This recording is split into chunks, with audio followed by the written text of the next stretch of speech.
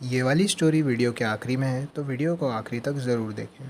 दोस्तों, एक दिन इमली को चाय पीनी रहती है, लेकिन उसके घर में चाय पत्ती ख़त्म हो चुकी रहती है। इसलिए वो चाय पत्ती लेने वीर के घर जाती है। लेकिन वीर के घर पहुंचने के बाद उसे वहां पे दिखता है कि वीर तो ज़मीन पे पड़ा हुआ है और उसके सर से खून निकल रहा है। ये सब देख के इमली डर जाती है और वो जल्दी से डिटेक्टिव देव को वहाँ पे बुला लेती है ताकि वो तहकीकात करे। डिटेक्टिव देव आते ही इमली से सबसे पहले कहते हैं कि कहीं तुमने तो वीर का खून नहीं किया, मुझे तो तुम्हें पे शक है।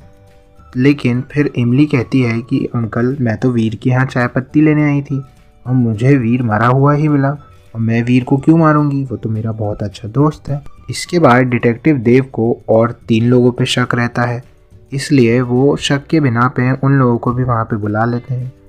वो 3 लोग, एक तो जिंटू रहता है, दूसरा मैड मैक्स रहता है और तीसरा वीर का पड़ोसी मिस्टर चड्डा रहता है।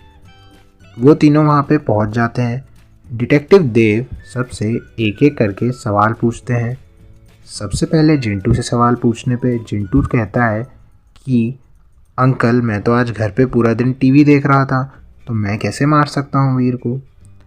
फिर डिटेक्टिव देव मैड मैक्स से पूछते हैं, तो मैड मैक्स कहता है कि आज तो मैं घर पे ही नहीं था, मैं तो अपनी गाड़ी ठीक कराने गैरेज गया हुआ था। फिर सेम सवाल डिटेक्टिव आखिरी में मिस्टर चड्डा से पूछते हैं, तो मिस्टर चड्डा कहते हैं कि आज तो मैं अपने घर से बाहर ही नहीं निकला। तो दोस्तों, जल्दी से देख के बताइए कि आपको कौन लगता है वीर का किलर। जल्दी से कमेंट में बताइए, आपका टाइम स्टार्ट होता है अब।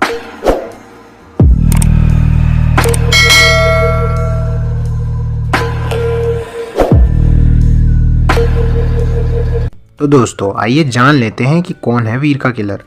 तो किलर मिस्टर चड्डा है। ऐसा इसलिए क्योंकि जब उन्होंने बोला कि आज वो घर से बाहर ही नहीं निकले, तो वो इतना सज धज के कोट पैंट पहन के कहाँ गए थे। और अगर ध्यान से देखें तो उनके जूते पे कलर लगा हुआ है रेड, यानी कि वो खून है वीर का। दोस्तों, एक दिन वीर फौजी अपने रास्ते से जा रहा रहता है और उसे जिंटू फौजी रोड के किनारे पड़ा हुआ मिलता है। तो वीर फौजी जल्दी से जाता है और उसको रोड पे से उठा के साइड पे रख देता है और उससे पूछता है कि तुम रोड पे क्यों लेटे हुए थे। तो जिंटू फौजी कहता है कि मुझे तो मरना है, मुझे छोड़ दो, मैं बहुत ही ज़्यादा बेबस हूँ।